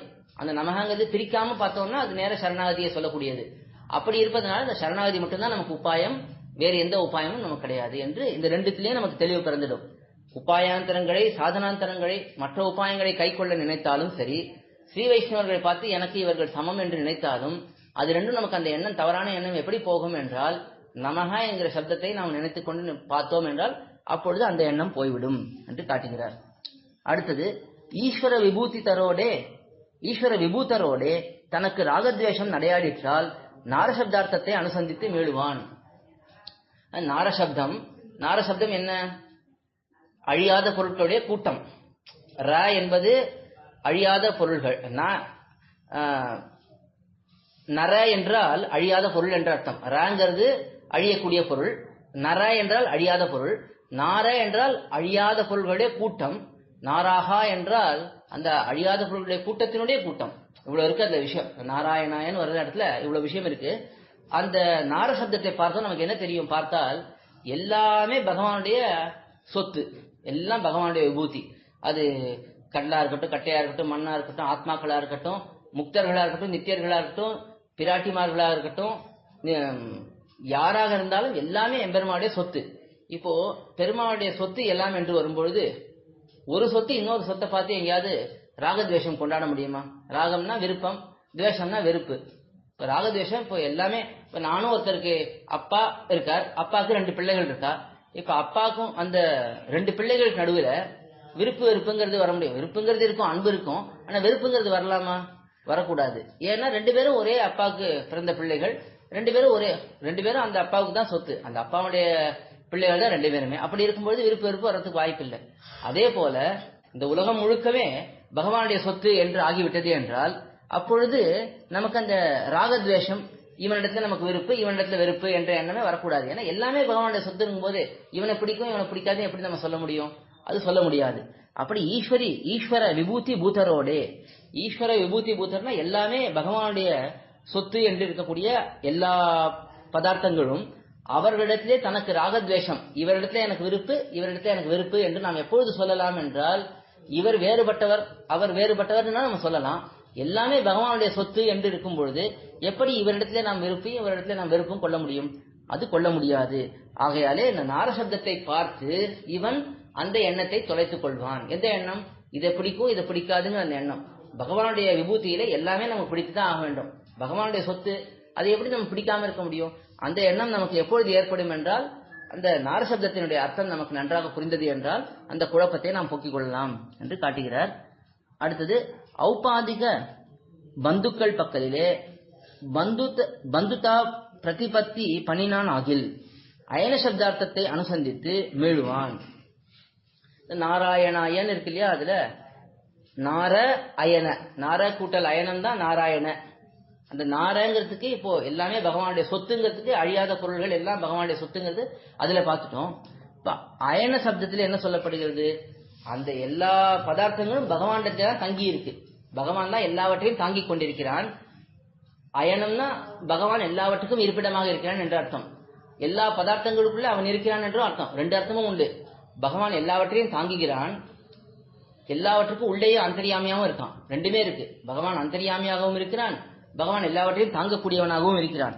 இப்படி இந்த அயன சப்தார்த்தத்தை, இந்த அயனம் என்ற அந்த சொல்லினுடைய அர்த்தத்தை நாம் புரிந்து கொண்டோம் என்றால், ஔபாதிக பந்துக்கள், இந்த உலகத்திலே நமக்கு ஒரு காரணத்தினடியாக வந்த பந்துக்கள், ஒரு அப்பா அம்மா தம்பி தங்கை மாமா மாமி எல்லாமே நமக்கு கர்மத்தினாலே வந்த பந்துக்கள். யாருமே இயற்கையான பந்து கிடையாது. இந்த ஜென்மம் இருக்கும்பொழுது அந்த பந்து இருக்காங்க, அடுத்த ஜென்மம் வரும்பொழுது வேற அப்பா அம்மா மாமா மாமி எல்லாம் அடுத்தது அப்படியே முழுக்க மாறிடும். இப்படி இருப்பதனாலே இவர்களையெல்லாம் பார்த்து இவர்கள் தான் நமக்கு பந்துக்கள் என்று நாம் நினைத்தோம் என்றால் அதுவே ஒரு குழப்பம். அந்த குழப்பம் நமக்கு எப்பொழுது போகும்? எல்லாம் பகவான் தான் நமக்கு அயனமாக இருக்கிறான், அவன் தான் நம்மை தாங்கிக் கொண்டிருக்கிறான், அவன் தான் நமக்கு உண்மையான பந்து என்ற எண்ணம் நமக்கு நன்றாக மனதிலே புரிந்தது என்றால் இதரர்களிடத்தில் இருக்கக்கூடிய பந்துத்துவம் நமக்கு போய்விடும். இப்ப அவர்கள் நம்ம இருக்கணுமானா அவர்கள் அடியார்களாக இருந்துட்டா நமக்கு ஒண்ணுமே குறையே இல்லை. எல்லாம் அப்பா அம்மா மாமா மாமி எல்லாருமே அடியார்களாக இருந்துட்டார்கள். அவர்கள் அடியார்களாக இருக்கிறது மட்டும் இல்ல, அந்த ஆத்மா என்கிற நிலையிலே அவர்கள் இருந்தார்கள் என்றால் ஒரு குறையும் இல்லை. ஆனா தேகத்தின் அடியிலே மட்டும் பந்துக்களாக இருந்தார்கள் என்றால் அது நமக்கு விரோதம் தான். விரோதம்னா அவர்களை நம்ம அடிக்க போறோம் கொல்ல போறோம்னு கிடையாது, நம்முடைய இந்த ஆன்மீக நிலைக்கு அது விரோதமாக இருக்கும். நாம் பகவத் விஷயத்தில் ஈடுபட நினைப்போம், அவர்கள் நம்மை உலக விஷயங்களே இழுக்க பார்ப்பார்கள். அந்த விதத்தில் அது விரோதமாக இருக்கும். அப்பொழுது நாம் அவர்களை பார்த்து இவர்கள் தான் நம்ம பந்துக்கள், அதனால் இவர்களுக்கு நாம் செய்துதான் ஆக வேண்டும் என்று நாம் நினைத்தோம் என்றால் அப்பொழுது நாம் எதை பார்த்து மீள வேண்டும்? பகவான் தான் நமக்கு உண்மையான பந்து, அவன் தான் நம்மை தாங்கிக் கொண்டிருக்கிறான், அவன் தான் நமக்கு அயனமாக இருக்கிறான், அதனாலே அவன் தான் நமக்கு பந்து என்று அந்த எண்ணம் ஏற்பட்டு அதிலிருந்து நாம் பின்வாங்குவோம் என்று அதை விளக்குகிறார். அடுத்தது புத்திர பஸ்வன்னாதி தொடக்கமாக ஸ்வர்கைஸ்வரியம் நடுவாக கைவல்யம் முடிவாக உண்டானவற்றில் புருஷார்த்த புத்தி பிறந்ததாகில் சதுர்த்தியிலே அர்த்தத்தை அனுசந்தித்து மேழுவான். இது கடைசியில வந்துட்டோம். ஆயபதம் நாராயண வரைக்கும் பார்த்தாச்சு. இப்ப ஆயங்கிற அந்த பதம் இருக்கு, அதான் சதுர்த்தி விபக்தி, நான்காம் வேற்றுமை உருபு. அவனுக்கே நாம் இருக்கிறோம் என்பதை சொல்லக்கூடியது. இப்ப என்ன காட்டுகிறார்னா புத்திர பசு அன்ன ஆதி, அதாவது புத்திரர்கள், பசுனா மிருகங்கள் வைத்திருப்போம், அதுக்கு மேல அன்னம் நம்ம நிலம் நீச்சு இதிலிருந்து வரக்கூடிய செல்வம், அதுக்கு மேல தொடக்கமாக இது தொடக்கமாக ஸ்வர்கைஸ்வரியம் நடுவாக, இதெல்லாம் இங்க இருக்கக்கூடிய இன்பங்கள், இகலோக இன்பங்கள், இந்த உலகத்தில் இருக்கக்கூடிய இன்பங்கள், பிள்ளை இருக்கான், நிலம் இருக்கு, வீடு இருக்கு, வாசல் இருக்கு, தனம் இருக்கு, இதெல்லாம் இந்த உலகத்தில் இருக்கக்கூடிய இன்பங்கள். அடுத்தது ஸ்வர்கைஸ்வரியம், ஸ்வர்க்கத்திலே போய் அனுபவம் பண்றது, இந்த உடம்பை விட்டு ஸ்வர்க்கத்துக்கு போய் வேறு உடம்பை கொண்டு அந்த அனுபவங்கள் பண்றது. அதுக்கு மேல முடிவாக கைவல்யம். கைவல்யம் என்றால் இந்த ஆத்மா தன்னைத்தானே அனுபவித்துக் கொண்டு பரம்பத்துக்கு வெளியிலே இருந்து கொண்டு அப்படியே நிரந்தரமாக இருப்பது. இந்த மூன்று நிலைகள், மூன்று விதமான இன்பங்கள், அதாவது இந்த லோகத்திலே இருக்கக்கூடிய இன்பம், ஸ்வர்க்கம் முதலிய இன்பம், ஆத்மா தன்னைத்தானே அனுபவித்துக் கொண்டிருக்கக்கூடிய அந்த நிலை, நிரந்தரமாக தன்னை அனுபவித்துக் கொண்டிருக்கக்கூடிய நிலை, இந்த மூன்றிலேயும் ஏற்படக்கூடிய புருஷார்த்த புத்தி, அதாவது இவனுக்கு இதெல்லாம் புருஷார்த்தம். இந்த உலகத்திலே இருக்கக்கூடிய புருஷார்த்தம்னா என்ன? புருஷனாலே ஆசைப்படப்படுவது புருஷார்த்தம். எனக்கு பிள்ளை வேணும் என்று நான் ஆசைப்பட்டால் அது ஒரு புருஷார்த்தம், எனக்கு செல்வம் வேணும்னு ஆசைப்பட்டால் அது ஒரு புருஷார்த்தம். இப்ப இதையெல்லாம் நாம் புருஷார்த்தம் என்று நினைத்தோம் என்றால் அப்பொழுது என்ன பண்ண வேண்டும்? சதுர்த்தியிலே அர்த்தத்தை நினைக்க வேண்டும். என்னுடைய புருஷார்த்தம் எது? பகவானுக்கு தொண்டு செய்வது, அவனுக்கு தொண்டு செய்வதுதான் இந்த ஜீவாத்மாவுக்கு புருஷார்த்தம். அதுதான் சாஸ்திரம் உயர்ந்த புருஷார்த்தமாக காட்டுறது. அதை நினைத்து பார்த்தால், அந்த ஆயங்கிற சப்தத்துடைய அர்த்தத்தை நினைத்து பார்த்தால் ஐஸ்வர்யம் கைவல்யம் போன்ற விஷயங்களிலே இவனுக்கு அந்த புருஷார்த்தம் என்ற எண்ணம் போய்விடும், அதை நினைக்க மாட்டான் என்று இந்த இடத்தை எடுத்துக்காட்டி இந்த வார்த்தையிலே சொன்ன அர்த்தங்களை அழகாக சுருக்கமாக எடுத்து இங்கே தொகுத்து காட்டியுள்ளார். இது 38வது வார்த்தை. ஆக இந்த பராசர பட்டர் அருளிய அஷ்டஸ்லோகி என்ற கிரந்தத்திலே, அந்த ஸ்தோத்திர கிரந்தத்திலே 4வது ஸ்லோகம் தேகாசத்தாத்ம புத்திர் என்கிற ஸ்லோகம், அதனுடைய விவரணமாக இது பராசர பட்டர் தானே நஞ்சியருக்கு நேராக ஏகாந்தத்திலே தனிமையிலே அருளி செய்த ரகசியார்த்தம். அதை இந்த வார்த்தையிலே பின்பழகராம் பெருமாள்ஜியில் எடுத்து காட்டினார். இது 38ஆம் வார்த்தை. ஒரு வார்த்தை பார்க்கலாம். அடுத்தது சுருக்கமான வார்த்தை தான். 39ஆம் வார்த்தை. ஸ்திரீ சூத்ராதிகளுக்கு திருமந்திர பாடத்தில் அதிகாரம் இல்லை, அர்த்தத்திலே அதிகாரம் உள்ளது என்று நம்மளே அருளி செய்ய. இது திருமந்திரம் நமக்கு எல்லாம் தெரியும். அஷ்டாட்சரம், நாராயண மந்திரம். இந்த திருமந்திரம் பொதுவாக திருமந்திரம், துவயமகா மந்திரம், சர்ம ஸ்லோகம், இந்த மூன்றுமே நமக்கு ஆச்சாரியன் பஞ்சசம்ஸ்காரம் பண்ணும் பொழுது உபதேசம் பண்றார். அந்த உபதேசத்தை நாம் பெற்றுக்கொண்ட பிறகு நாம் அந்த திருமந்திரத்தை அனுசந்திப்பது, துவயத்தை அனுசந்திப்பது என்றெல்லாம் நம்முடைய சம்பிரதாயத்திலே பெரியவர்கள் ஏற்படுத்தியிருக்கார்கள். அதுல முக்கியமா இந்த திருமந்திரத்தை பத்தி சொல்லும் பொழுது இது மந்திர ரகசியம், துவயத்தை பத்தி சொல்லும் பொழுது இது அனுசந்தான ரகசியம், சர்மஸ்லோகத்தை பத்தி சொல்லும் பொழுது இது விதி ரகசியம் என்று சொல்லுவார்கள். மந்திர ரகசியம்னா மனதாலே நினைக்கக்கூடியவனை விடுதலை செய்யக்கூடியது, அவர்களுடைய துன்பத்தை போக்கி செய்யக்கூடியது. அதுதான் மந்திரம்ங்கிறது அர்த்தம். மந்திரம்ங்கிறதுக்கு அர்த்தமே யார் தன்னை தியானிக்கிறார்களோ, யார் தன்னை ஜபமாக பண்ணுகிறார்களோ அவர்களுக்கு அவர்களுடைய துன்பத்திலிருந்து விடுதலையை பெட்டி கொடுப்பதில் அவருடைய ஆசையை நிறைவேற்றி வைப்பது, அதுதான் மந்திரத்துக்கு அர்த்தம். அதனால இது மந்திர ரகசியம் என்று சொல்லப்படுகிறது. இந்த திருமந்திரம் என்பது, அஷ்டாட்சர மந்திரம் என்பது அப்படி சொல்லப்படுகிறது. துவயமகா மந்திரம் பிராட்டியை முன்னிட்டுக் கொண்டு பெருமாளுடைய திருவடிகளை உபாயமாக பற்றுகிறோம். அந்த பெருமாளுக்கும் பிராட்டிக்கும் இருக்கக்கூடிய சேர்த்தியிலே கைங்கரியம் செய்வது, அவர்களுடைய ஆனந்தத்துக்கு கைங்கரியம் செய்வதை நாம் பிரார்த்திக்கிறோம். இதுதான் துவயமகா மந்திரம். சரம ஸ்லோகம் எல்லாருக்கும் தெரிந்தது. சர்வ தர்மான் பரித்யஜ்ய மாமேகம் சரணம் ரஜ அகம் சர்வ பாப்யோ மோக்ஷயிஷ்யாமி மாசுச்சஹா என்று பகவான் தானே சொல்லுகிறான். எல்லா தர்மங்களையும் விட்டு என்னையே நீ உபாயமாக பற்று, நான் உன்னுடைய எல்லா பாபங்களையும் போக்கி உன்னை அவர்களிலிருந்து விடுவிக்கிறேன், நீ இதுக்கு வருத்தப்படாதே, சோகப்படாதே என்று எம்பெருமான் சொல்லக்கூடிய விஷயம். இப்ப அதுல என்ன சரமஸ்லோகத்தில் என்ன இருக்கு என்று பார்த்தால் விதி இருக்கு. பகவான் என்ன சொல்றான்? எல்லா தர்மங்களையும் விடு, என்னையே உபாயமாக பற்று, நான் உன்னை துன்பங்களிலிருந்து விடுவிக்கிறேன், நீ வருத்தப்படாதே. அந்த வருத்தப்படாதேங்கிறது கூட ஆணைதான். அந்த இடத்துல பகவான் யாரெல்லாம் எம்பெருமானத்துல போறார்களோ அவர்களுக்கு ஒரு ஆணை இடுகிறான், நீ வருத்தப்படக்கூடாது. அப்ப ஸ்ரீ வைஷ்ணவர்களா இப்படி நாம எந்த காலத்திலயும் வருத்தமே படக்கூடாது எதுக்குமே. ஏன்னா நேர பெருமான் ஆணையிட்டு இருக்கான், சோகப்படவே கூடாது நாம, அப்படித்தான் நம்ம பெருமான் ஆணையிட்டு இருக்கான். அதனாலே அது அந்த இடத்துல அவன் செய்யக்கூடிய விதி, அது விதினா விதிக்கக்கூடிய விஷயம், இதுதான் நீ செய்ய வேண்டும் என்று சொல்லுகிறான் எம்பெருமான். இப்போ நடுவில் இருக்கக்கூடிய துவயமகா மந்திரம் தான் அனுஷ்டான ரகசியம், அனுசந்தான ரகசியம் என்று சொல்வார்கள். அதுதான் நம்ம எப்பொழுதுமே சொல்லிக் கொண்டிருக்க வேண்டும். குரு பரம்பரையும் ஜப்தவியம், குரு பரம்பரையும் துவயமும் என்று பிள்ளைலோகாச்சாரியர் ஸ்ரீவசம்பூஷணத்தை காட்டுகிறார். நம்ம எப்பவும் எதை சொல்லிக் கொண்டே இருக்க வேண்டும் என்றால், குரு பரம்பரை மந்திரம் அஸ்மத் குருபியோ நமஹ, அஸ்மத் பரம குருபியோ நமஹ, அஸ்மத் சர்வ குருபியோ நமஹ, ஸ்ரீமதே ராமானுஜாய நமஹ, ஸ்ரீ பராமகுச தாசாய நமஹ, ஸ்ரீமன் யாமுனமுனையே நமஹ, ஸ்ரீ ராமபிஷ்டாய நமஹ, ஸ்ரீ புண்டரிகாட்சாய நமஹ, ஸ்ரீமன் நாதமுனையே நமஹ, ஸ்ரீமதே ஷடகோபாய நமஹ, ஸ்ரீமதே விஸ்வக்சேனாய நமஹ, ஸ்ரீயை நமஹ, ஸ்ரீதராய நமஹ. இதுதான் குரு பரம்பரா மந்திரம். இதையும் துவய மகாமந்திரத்தை நாம் எப்பொழுதுமே ஜபம் பண்ணி கொண்டிருக்கோம். இதுதான் நமக்கு அனுசந்தானத்துக்கு எப்பொழுதும் இருக்கக்கூடிய மந்திரம். இதுதான் திருமந்திரத்தை கூட நம்முடைய பெரியவர்கள் ஜபம் பண்ணுவதற்கு நம்மை சொல்லவில்லை, அவர்கள் அதை நமக்கு முக்கியமாக எடுத்து காட்டவில்லை. திருமணம் எடுக்கும் போது மனதிலே தியானித்துக் கொள்வது, அதற்கு பிறகு மற்ற சமயங்களெல்லாம் துவய மகாமந்திரத்தை குரு பரம்பரை சொல்லிக் கொண்டு துவயத்தை தான் சொல்லணும்னு நம்முடைய பெரியவர்கள் அது உபதேசத்தையும் சொல்லியிருக்கார். பிள்ளைலோகாச்சாரி தானே ஜப்தவியம் குரு பரம்பரை துவயமும் சொல்லியிருக்கார். மாமுனிகள் தானே தன்னுடைய அனுஷ்டானத்திலே காட்டியுள்ளார். அது மந்திரரத்ன அனுசந்தான சந்தத ஸ்புரிதா தனம் என்று எறும்பியப்பா தினச்சரியிலே எடுத்து காட்டுகிறார். மாமுனிகள் எப்பொழுதும் துவயத்தை சொல்லிக் கொண்டே இருப்பார் என்று மாமுனிகளுடைய அனுஷ்டானத்திலே அதை எடுத்து காட்டுகிறார். அதனால பூர்வாச்சாரியருடைய அனுஷ்டானமும் சரி உபதேசமும் சரி துவயத்தை நாம் சொல்லிக் கொண்டிருப்பதுதான். அஷ்டாட்சர மந்திரத்தை நாம் சொல்வதை பற்றி அவ்வளவு முக்கியத்துவம் இங்க கொடுக்கல. ஏன்னா அது அந்த அர்த்தத்தை, அஷ்டாட்சரத்துடைய அர்த்தத்தை நாம் புரிந்து கொள்ள வேண்டும். மந்திரம் ஜபம் என்று வரும்போது துவய மகாமந்திரத்தை தான் நாம் ஜபம் பண்ண வேண்டும் என்று நம்முடைய பூர்வாச்சாரியர்கள் காட்டியுள்ளார்கள். அது தொடர்பான விஷயம் தான் இது. ஏன்னா இந்த இடத்துல என்ன ஒரு கேள்வி வருதுன்னா, சாஸ்திரத்துல சில இடங்கள் சொல்லப்பட்டிருக்க ஸ்திரீகளும் சூத்ரர்களும், அதாவது யஜ்யோபவீதம் அணிந்து கொள்ளாமல் இருப்பவர்களும் பெண்களும் திருமந்திரத்தை சொல்லக்கூடாது என்று சாஸ்திரத்துல சொல்லியிருக்கேன். இதுக்கு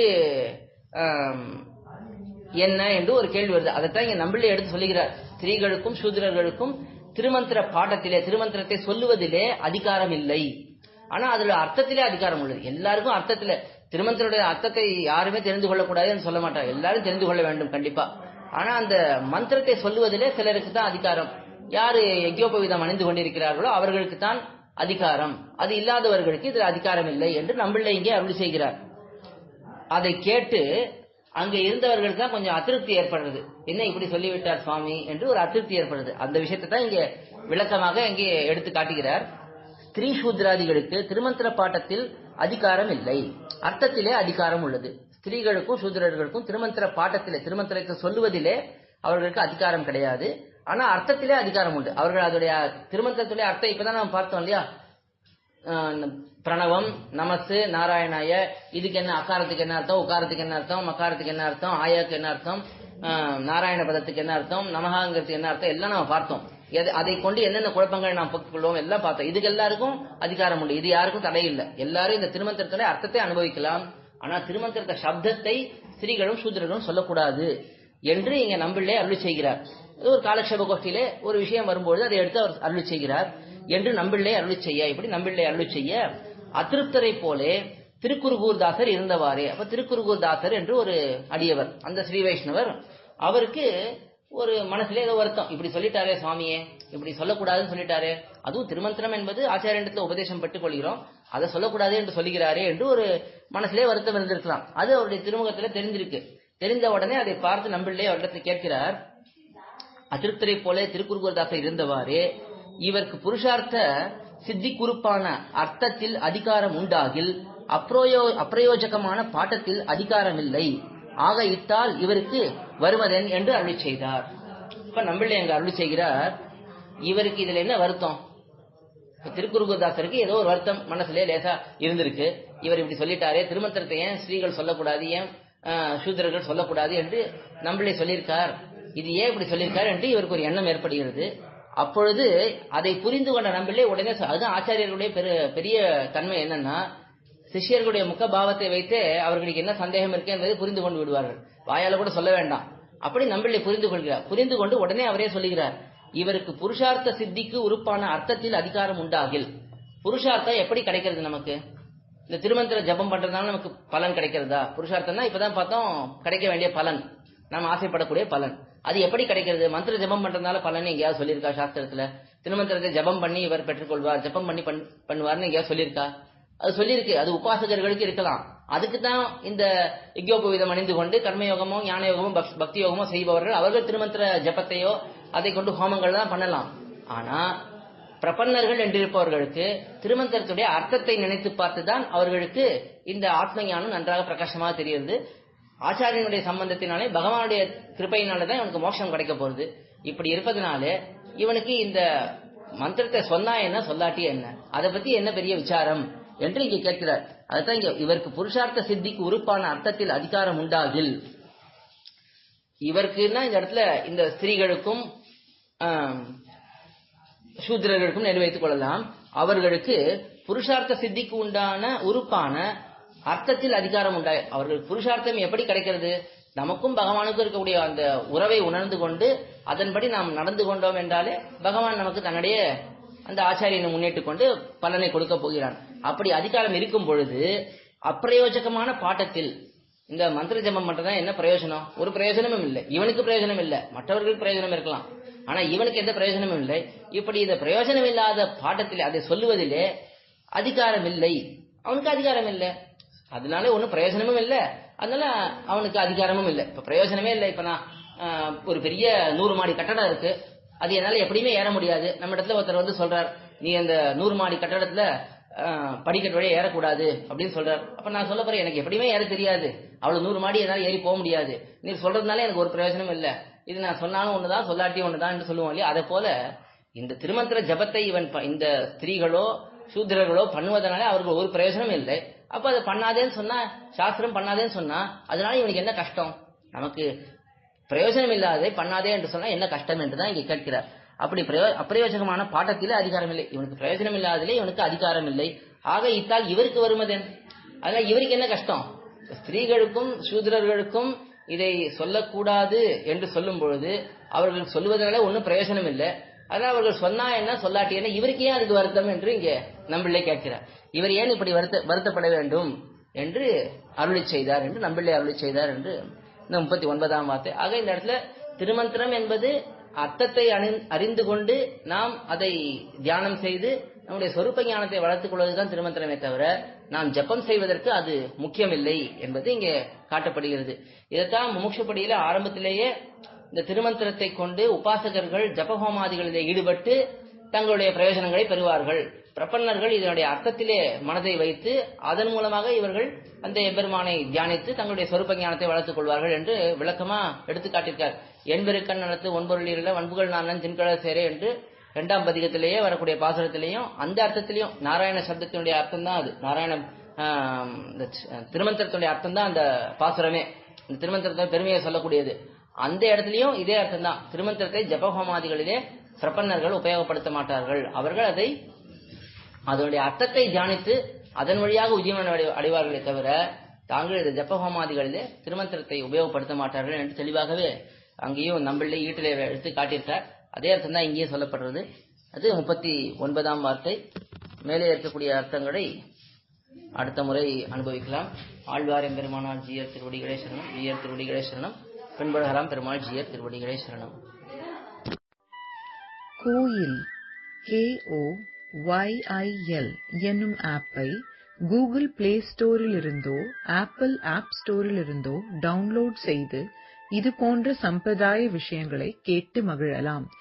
எங்கள் வலைத்தளம் koil.org KOYIL.org